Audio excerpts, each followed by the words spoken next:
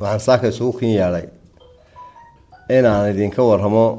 dhacdo yar oo xalay ka dhacday Dareerweyne waxay ahayd Arbushiiro ay ciidanka caaran ku sameeyeen magaalada Dareerweyne wax khasaaray wax dhibaato ay geysteen ma jiro ciidanka qarankuna uu soo ogaa diyaar buu ahaa waana iska yaaceen ujeedo weyn oo laga lahaa una ma jirin arintii nabadgelyada ceelaf weyn in dhaawac loo geystay bay ahayd taasuna cidna ma suurta gelin waa laga yaabaa inaad tiraahdo dawladda ay soo ogeeyday maxay dhibaato u geysan weydo nimankan bal loo soo qabqaban waayaan bal looga hortago dawladdu ilaa hadda albaabada nabad way fureen tudaalay ku jirtaa ee awoodo wax ka qabato may waayin waayo waa isla dadka yagii waxaanu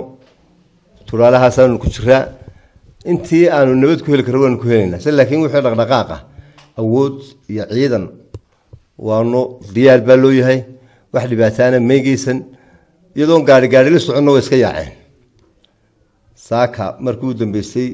zaman la xaq reebiye ka sii dhaansaday meel waana gudbeen xaradu waa nabadgelyo wax dhibaatay ma jiraan wax khasaareyna ma dhicin intaas baan doonay dadka saxuun shaqo ka daranay in wax kale loogu macneeyo dawlad lagu soo duulay iyo khasaare badan la geystay iyo kulli dadku warka uu iska badanayaa inaanu ka qancino arintu halkaas ay maraysaa xaaladdu waa nabadgelyo idina khayr baan idin rajaynayaa dadweynaha reer Sanaagna waxaan leeyahay nabad baan caana macaan roobku inoo daay nabadgelyo nu qaadanay yaan la naga lijinin nabadgelyana yaan wax la yeelaynin cid soo duulaysa hadii duulayso meel ciidan joogay ku duulayay magaalo yaro degmo yaro dhiya oo ciidiba joogin